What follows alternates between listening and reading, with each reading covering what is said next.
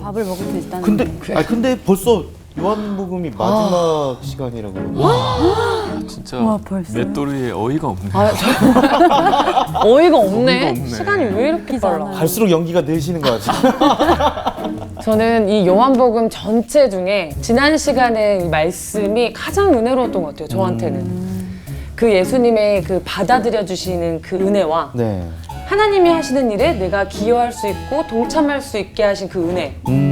그게 너무 감격스러운 것 같아요. 맞아요. 요한복음은 굉장히 따뜻함이 남아있는 그런 조반을 먹으라.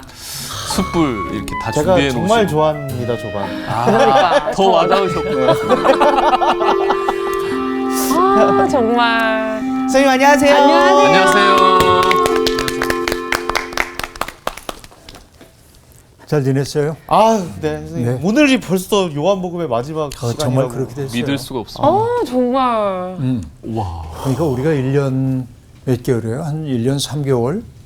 그동안 여러분 얼마나 성장했습니까? 성장판이 닫힌 지가 오래돼가지고 성장을 실제로는 못했는데, 네. 영적인 성장. 정말 163cm는 커야 되는데 그죠? 영적 옆으로 크고 있습니다. 네. 저는 늘 그 생각을 해요.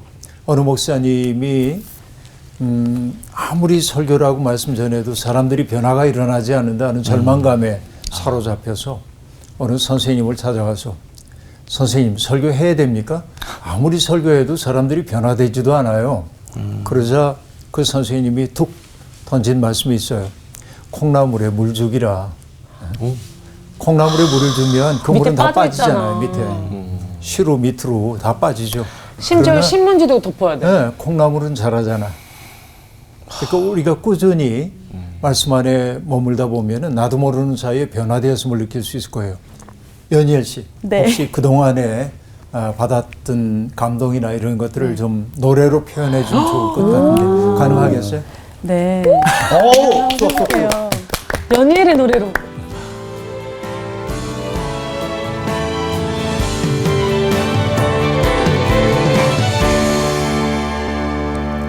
주의 사랑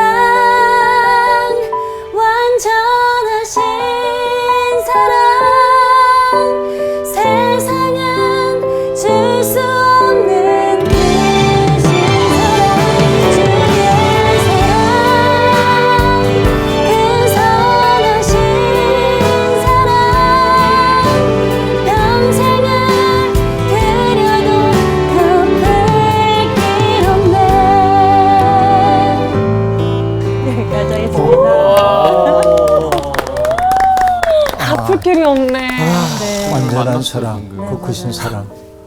요한복음을 배우면서 정말 예수님의 사랑이 위대하다는 것을 깨닫게 됐어요. 그래서 진짜 완전하신 사랑이라는 게 뭔지 알 것 같더라고요. 예. 너무 감동적인 마무리인데 찬양으로 고마워요. 네, 그래요. 고맙습니다. 저 닭살리 지금. 네, 가게 그렇죠. 오늘 수업 요한복음 64강 새로운 위임. 오늘 그럼 우리 요한복음의 마지막 대목을 한번 읽어볼까요? 네. 오늘은 요한복음 21장 15절부터 25절까지입니다. 연열님부터 읽어주세요. 네. 그들이 조반 먹은 후에 예수께서 시몬 베드로에게 이르시되 요한의 아들 시몬아 내가 이 사람들보다 나를 더 사랑하느냐 하시니 이르되 주님 그러하나이다. 내가 주님을 사랑하는 줄 주님께서 아시나이다. 이르시되 내 어린 양을 먹이라 하시고 또 두 번째 이르시되 요한의 아들 시몬아 내가 나를 사랑하느냐 하시니 이르되 주님 그러하나이다. 내가 주님을 사랑하는 줄 주님께서 아시나이다. 이르시되 내 양을 치라 하시고 세 번째 이르시되 요한의 아들 시몬아 내가 나를 사랑하느냐 하시니 주께서 세 번째 내가 나를 사랑하느냐 하심으로 베드로가 근심하여 이르되 주님 모든 것을 아시오매 내가 주님을 사랑하는 줄을 주님께서 아시나이다. 예수께서 이르시되 내 양을 먹이라. 내가 진실로 진실로 내게 이르노니 내가 젊어서는 스스로 띠띠고 원하는 곳으로 다녔거니와 늙어서는 내 팔을 벌리리니 남이 내게 띠띠우고 원하지 아니하는 곳으로 데려가리라. 이 말씀을 하심은 베드로가 어떠한 죽음으로 하나님께 영광을 돌릴 것을 가리키심이러라. 이 말씀을 하시고 베드로에게 이르시되 나를 따르라 하시니 베드로가 돌이켜 예수께서 사랑하시는 그 제자가 따르는 것을 보니 그는 만찬석에서 예수의 품에 의지하여 주님 주님을 파는 자가 누구오니까 묻던 자더라. 이에 베드로가 그를 보고 예수께 여짜오되 주님 이 사람은 어떻게 되겠사옵나이까? 예수께서 이르시되 내가 올 때까지 그를 머물게 하고자 할지라도 내게 무슨 상관이냐? 너는 나를 따르라 하시더라. 이 말씀이 형제들에게 나가서 그 제자는 죽지 아니하겠다 하였으나 예수의 말씀은 그가 죽지 않겠다 하신 것이 아니라 내가 올 때까지 그를 머물게 하고자 할지라도 내게 무슨 상관이냐 하신 것이로라. 이 일들을 증언하고 이 일들을 기록한 제자가 이 사람이라 우리는 그의 증언이 참된 줄 아노라. 예수께서 행하신 일이 이 외에도 많으니 만일 낱낱이 기록된다면 이 세상이라도 이 기록된 책을 두기에 부족할 줄 아노라. 네. 드디어 우리가 조반을 먹은 후 벌어진 한 사건을 우리가 보게 됩니다. 지난주에 우리가 얘기했던 것처럼 와서 조반을 먹어라 라고 하는 것은 주님이 제자들을 있는 그대로의 모습으로 수용하고 가족으로 받아들인다는 그런 뜻이라고 얘기했습니다. 네. 그리고 지난주에 가장 중요한 단어였던 것이 받아들임. 네.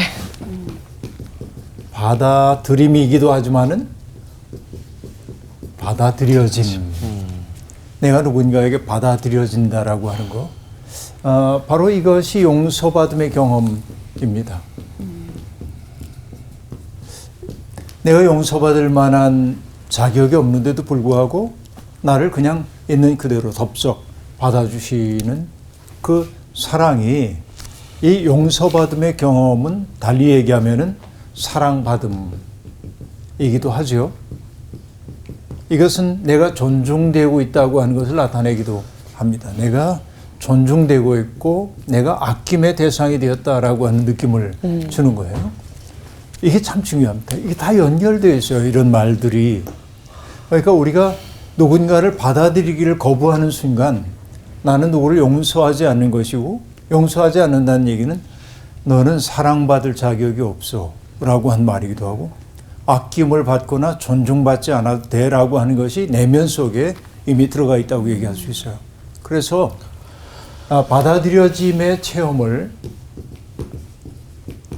어떤 분은 이렇게 표현합니다. 우리가 구원받았다라고 하는 것은 받아들여짐의 체험이다. 하나님에 의해 내가 받아들여졌어. 와서 조반을 먹어라 라고 하는 말은 바로 그런 의미입니다. 한없이 감싸 안아준 거죠. 그때 예수님이 시몬 베드로에게 말씀을 하십니다.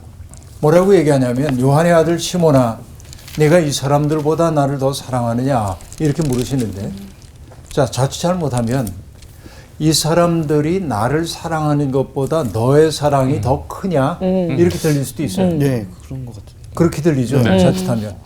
근데 사실은 이게 여기 이 사람들이라고 번역되어 있는 이 단어는 투톤이라고 하는 단어는 성경에서 이것들, 그러니까 영어로 굳이 얘기하자면 this, 복수 형태인데 this, 이것들. 그러니까 이것이 꼭 사람들을 나타내는 것인지 뭘 나타내는지 정확하지는 않아요. 우리 번역 성서는 그렇게 이 사람들보다라고 얘기를 했을 뿐이죠. 근데 어쨌든 내 사랑이 다른 제자들의 사랑보다 크냐 그런 질문으로 우리가 받아들이면 좀 곤란할 것 같아요. 그러니까 사랑의 크기가 있다고 느껴지면 안 되기 때문에. 그러니까 이 세상에 존재하는 모든 것들을 사랑하는 그 사랑보다 나를 더 사랑하냐, 사랑의 대상을 바로 알고 있냐, 이런 질문으로 우리가 받아들이는 게 합당하겠다는 생각이 들고요. 그런데 여러분, 여기 한 가지 우리들이 봐야 할 게 있습니다. 예수님이 그동안 베드로를 지칭할 때 베드로라고 얘기했어요. 근데 이 베드로를 뭐라고 지금 얘기하냐면 요한의 아들 시몬아라고 얘기합니다. 그게 본명이죠. 시몬이. 그런데 굳이 요한의 아들 시몬아라고 얘기하고 있는 까닭은 뭐냐? 주님은 새로운 시작을 그의 인간적 연약함으로부터 시작하고 있어요. 그는 아직 베드로처럼 굳건한 반석이 되지 못했어요. 그는 예수님께 부름받은 때로부터 베드로가 되어야 할 소명 속에 있었지만은 여전히 연약한 존재이고, 그러니까 주님께 등을 돌리기도 하고 실수를 하기도 하고 하는 존재예요. 그러니까 주님은 바로 그 자리에서부터 다시 시작하고 있는 것이죠. 이게 놀라운 일입니다. 그리고 주님이 물으십니다. 내가 나를 사랑하느냐? 이렇게 묻습니다. 내가 나를 믿느냐라고 묻지 않았어요. 저는 이게 중요하다고 생각합니다. 우리는 믿음을 중요하게 생각하잖아요. 믿냐 안 믿냐 가지고 우리가 사람들을 평가하기도 합니다. 그런데 주님은 그렇게 묻지 않습니다. 내가 나를 사랑하느냐라고 묻고 있습니다. 여러분, 믿음보다 사랑이 더 근원적인지도 모릅니다. 그렇죠? 믿음, 소망, 사랑, 이 세 가지는 항상 있을 것이지만 그 중에 제일은 사랑이라고 얘기합니다. 우리가 천사의 말을 한다고 할지라도, 내 몸을 불사르게 내어준다 할지라도 그 속에 사랑이 없다고 한다면 그건 아무것도 아니야. 그렇죠? 고린도전서 13장이 얘기하고 있는 것이죠. 그러니까 주님이 우리에게 요구하고 있는 것은 주여 믿습니다라고 하는 말보다는 주님 사랑합니다, 이 단어일 텐데 주님이 묻습니다. 내가 나를 사랑하느냐? 이 질문 속에 담겨있는 온기가 느껴지지 않습니까? 질문이지만 그 말 속에는 이미 나는 너를 사랑하는데 너는 나를 사랑하느냐? 라고 하는 그 따뜻함이 이미 스며 있어요. 이 질문 속에. 우리가 그래요. 말이라고 하는 게 똑같은 말이라고 그래도 어떤 방식으로 발화되느냐에 따라서 내용이 전혀 달라지잖아요. 내가 나를 사랑하느냐? 이 질문 속에는 나는 너를 사랑하는데 너도 나를 사랑하냐? 그 질문 속에 온기가 담겨 있습니다.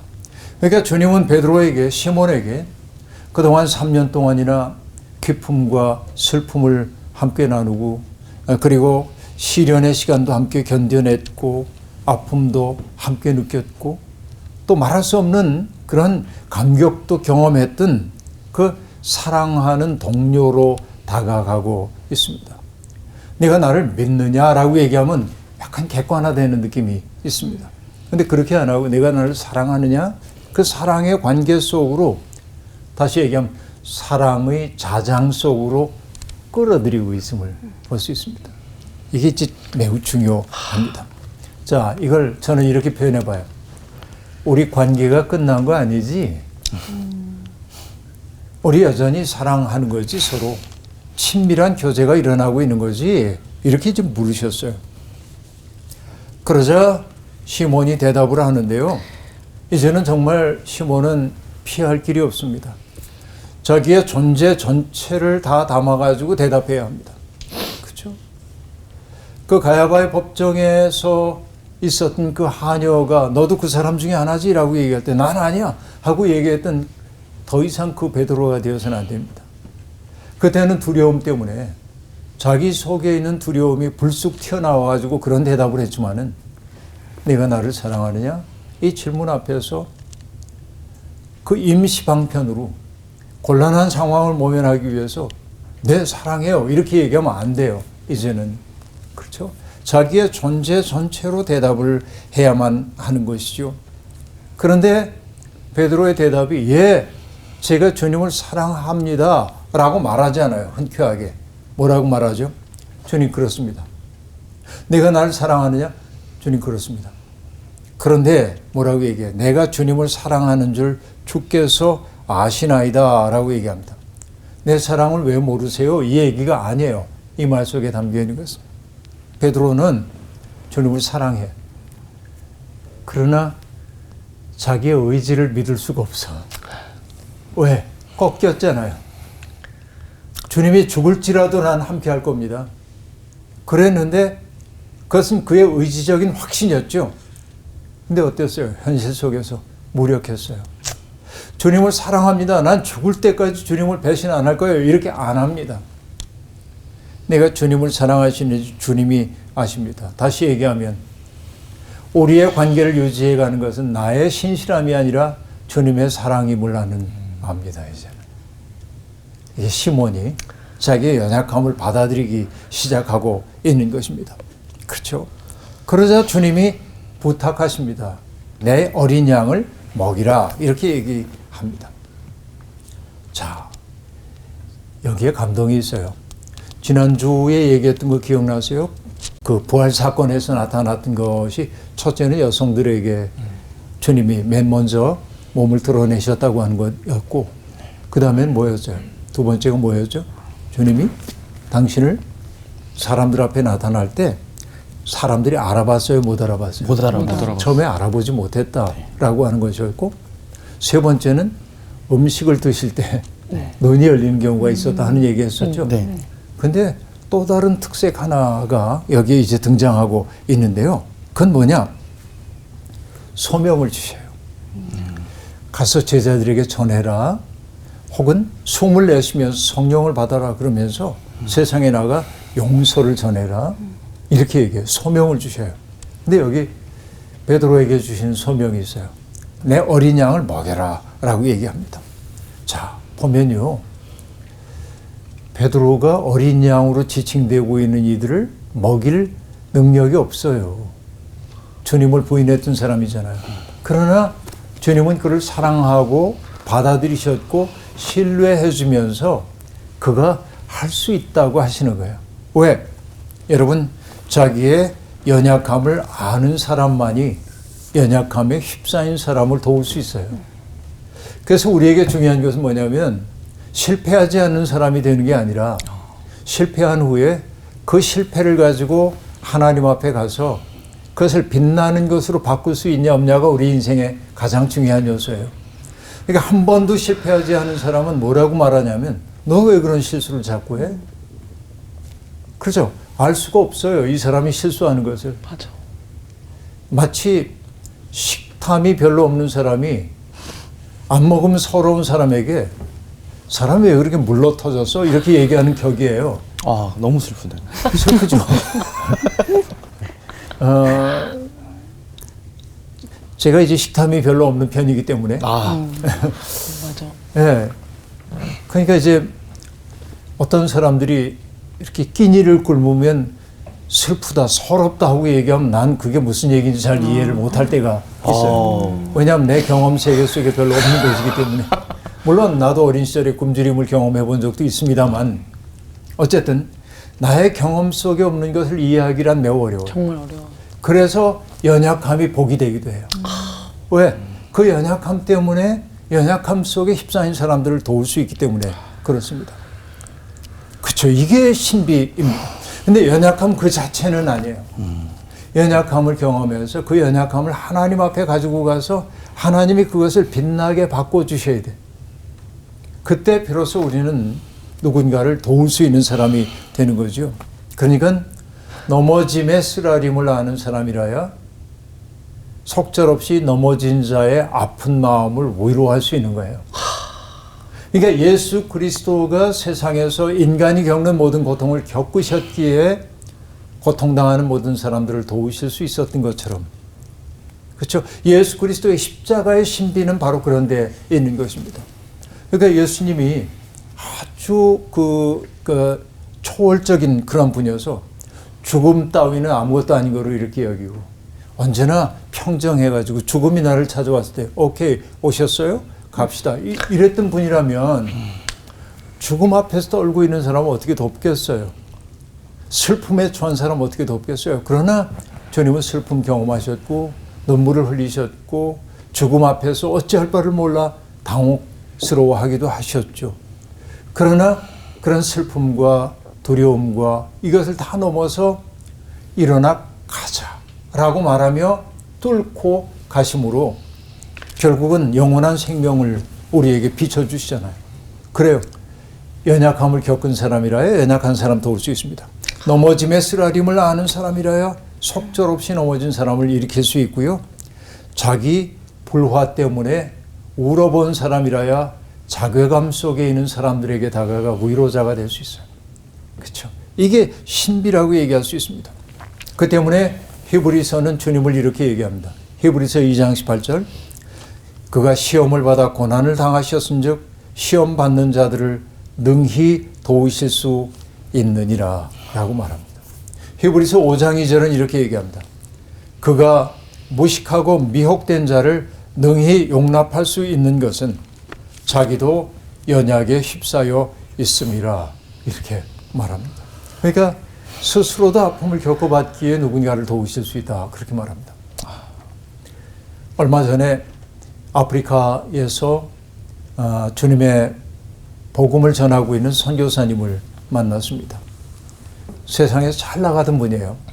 근데 그분이 정말 자기의 커리어의 정점에서 고통받는 사람들의 눈을 뜨면서 그들을 위해 뭔가를 해야겠다고 하고 아주 열악한 삶의 조건 속에 돌아가서 최선을 다하고 계신데 그분에게 은혜가 되었던 구절은 이사야 53장 고난받는 종의 노래인데 그 얘기 가운데 그분의 마음을 푹 쳤던 게 있는데 그 구절이 뭐냐면 우리는 모두 양처럼 길을 잃고 각기 제 길로 흩어졌으나 주님께서 우리 모두의 죄악을 그에게 지우셨다.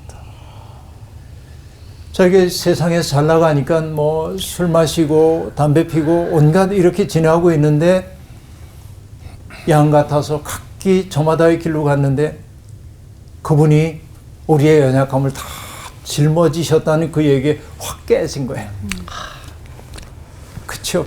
세상이 이렇게 신비롭게 유지되고 있는 것은 바로 그런 경험 때문이라고 볼 수 있어요. 예수 그리스도의 십자가는 바로 그걸 얘기하는 거죠. 그래요. 연약한 자이기에 시모나라고 불렀고 그리고 그에게 여전히 준비가 되어 있지 않음에도 불구하고 소명을 주셔요. 내 어린 양을 먹여라. 왜냐하면 믿음의 확고함은 주님의 뜻을 수행함을 통하여 확고해지기 때문에 그렇습니다. 그렇죠? 그 다음에 두 번째로 또 주님이 또 물으십니다. 요한의 아들 시몬아, 네가 나를 사랑하느냐? 그래서 주님, 그러하나이다.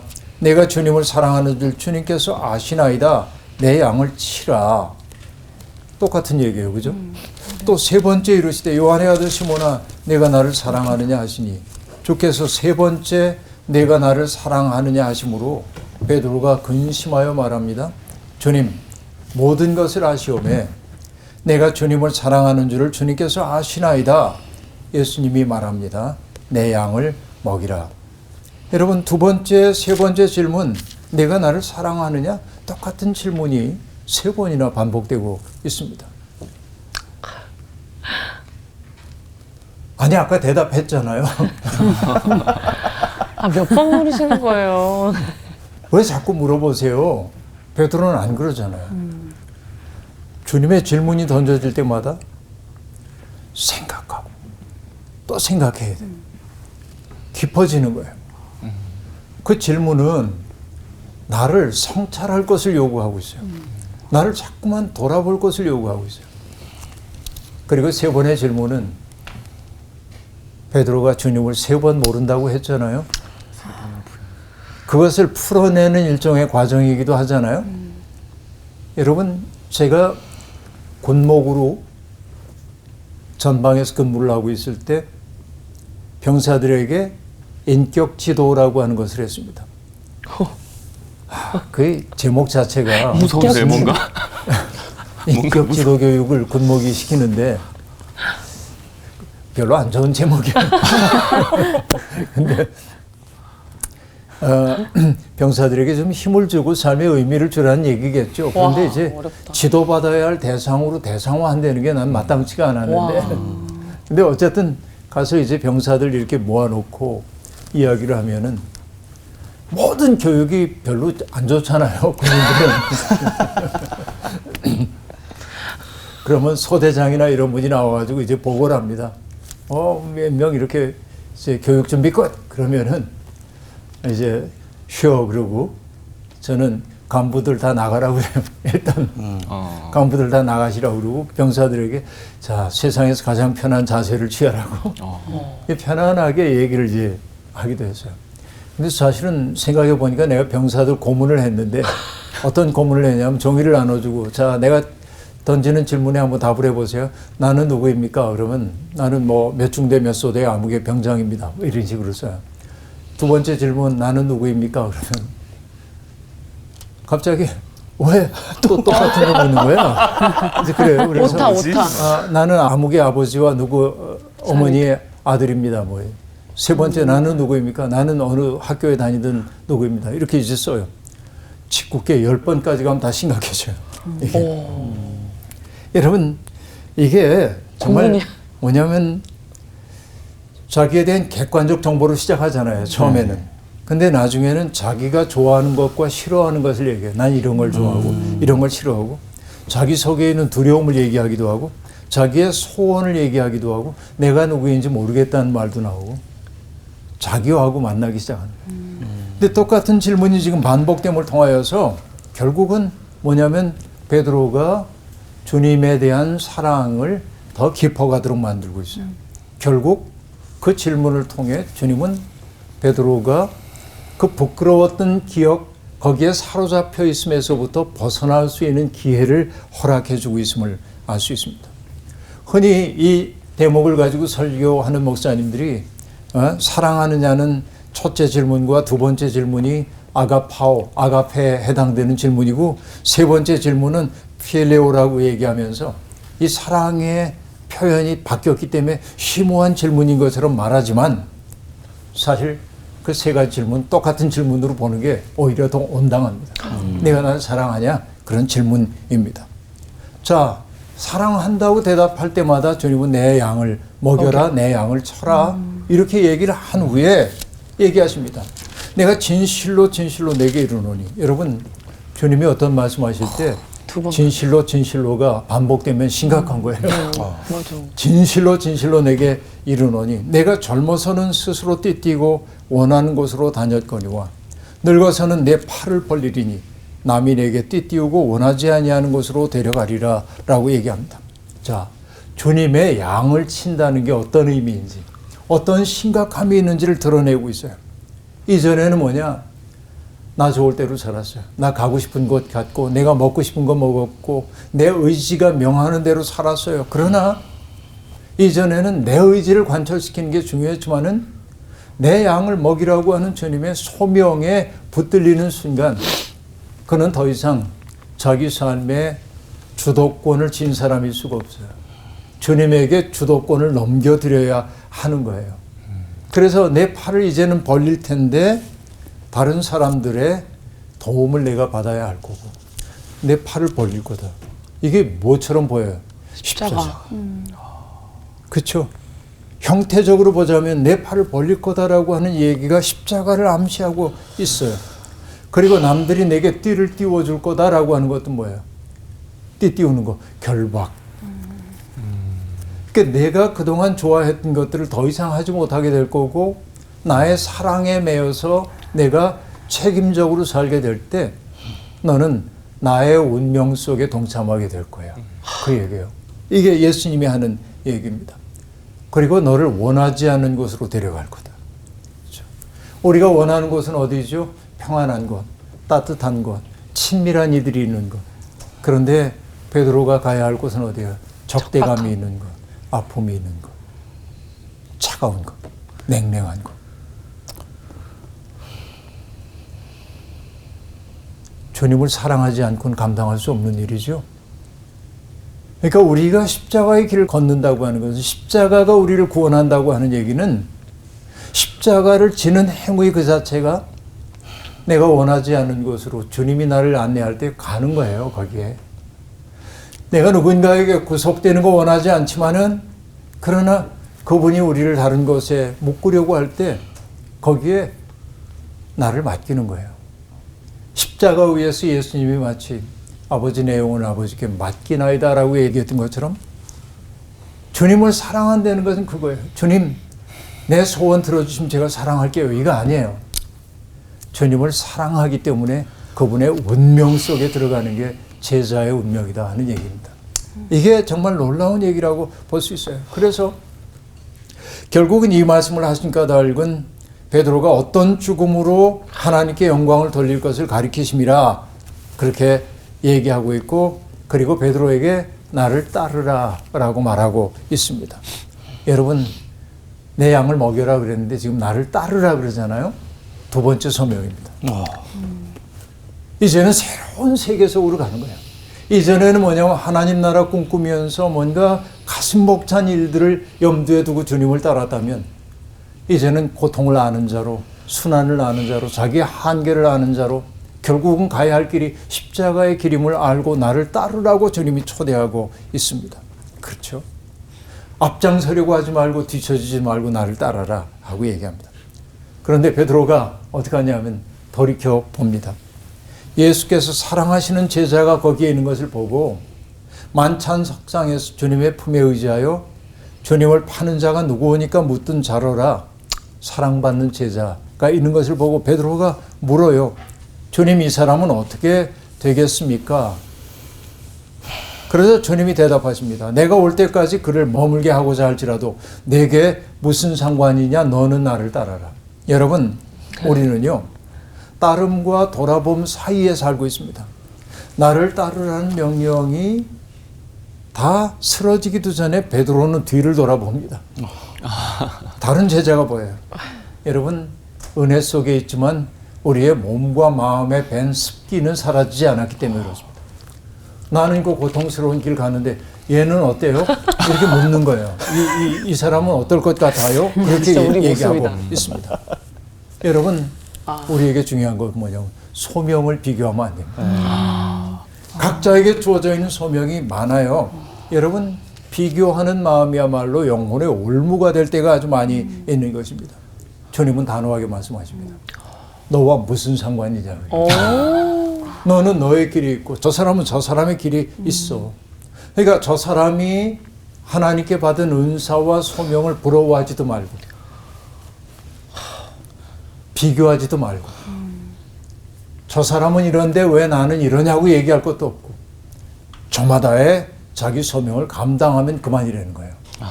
이게 주님이 하시는 성숙한 말씀입니다. 여러분, 출애굽 공동체가 애굽 땅을 벗어나와 가지고 광야 생활을 하고 있을 때 시내 산에서 하나님의 백성으로 언약을 맺죠. 그리고 그들이 했던 최초의 창조적인 일이 뭔지 아십니까? 성막을 짓는 일이었어요. 성막 짓는 일. 출애굽 공동체가 처음으로 자기들의 운명을 만들기 위해서 협력한 최초의 사건이에요. 그게. 그때 뭐예요? 사람들이 가지고 있는 걸 기여합니다.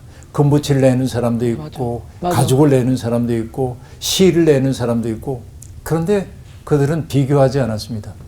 이동준님은 금을 냈고 김원구님은 빨간색 실을 냈으니까 이동준님이 더 위대하고 이런 비교 일치 없어요. 기여의 경중이 가려지지 않아서 각자 할 수 있는 만큼 한 거예요. 이게 하나님 나라의 원리입니다. 그러니까 남들과 소명과 은사를 비교하지 말아라, 그렇게 얘기하고 있습니다. 그런데 이 말씀을 사람들이 오해를 하죠. 그 제자는 죽지 않는다, 이런 소문을 내요.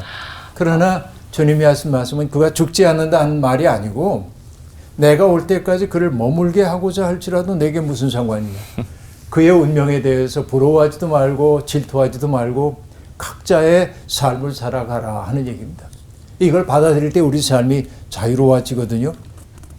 그래요. 사람은 언제나 자기가 듣고 싶은 것만 듣는 경향이 있어요.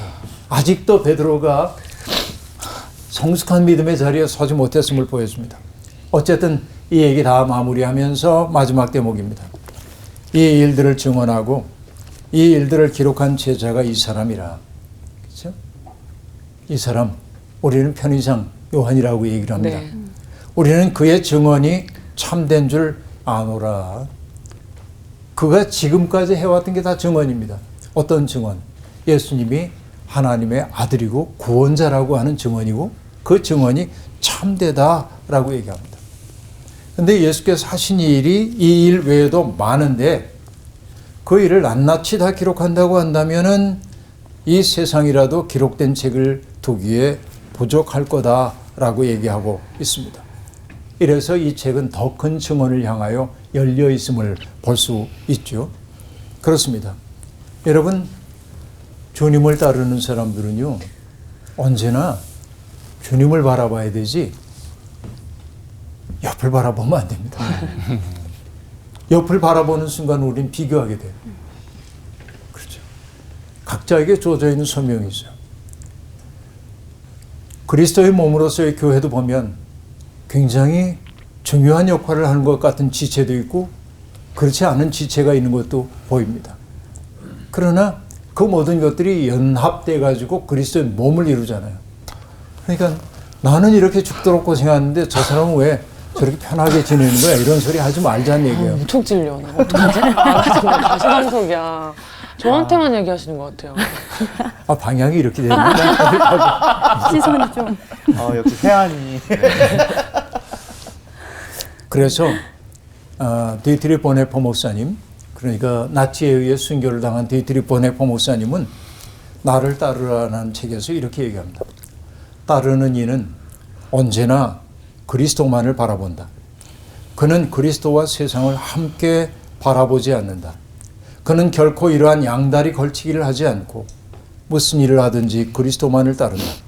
이처럼 그의 눈은 단순하다.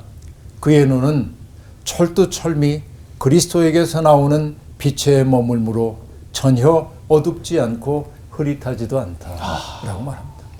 그분에게서 나오는 빛을 받을 때 우리는 비교라고 하는 그 지옥에서부터 벗어날 수 있고 내가 지고 가는 십자가가 유난히 무겁다고 투덜거리지 않을 수 있고 각자에게 주어져 있는 십자가를 감사함으로 감당하게 되는 것이죠.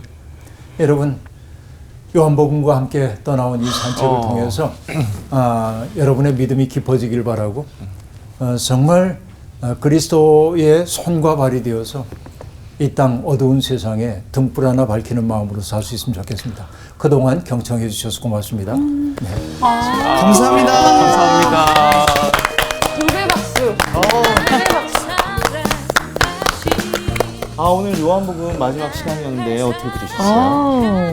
그런 생각이 들었어요. 이제 살면서 진짜 평생 이걸 돌려봐도 되는 VOD가 있다는 게 얼마나 감사한가 그런 생각을 했고 그렇죠. 정말 하나님과 정말 1대1 정말 관계인데 조금이라도 느슨해지거나 이런 마음이 생기면 바로 주위를 돌아보게 되는 그런 참 그래서 1대1 관계가 참 중요하겠구나 이런 생각을 했습니다.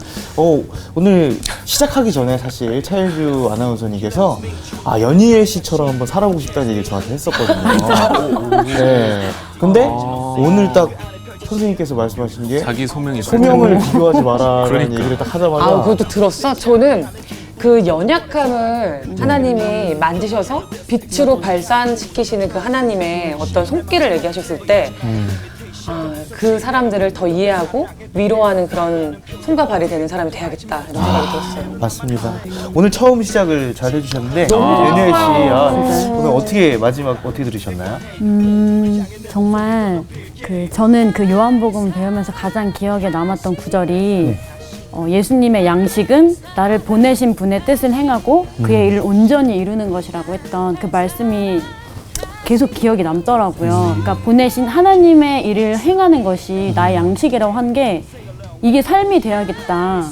내가 먹는 것도 하나님의 영광을 위해서 먹고 내가 다니는 것도 하나님의 영광을 위해서 다니고 모든 것이 하나님의 뜻을 이루기 위한 삶을 살고 싶다. 이런 예수님의 생애를 보면서 더 많이 느끼고 또 깨달았던 것 같아요.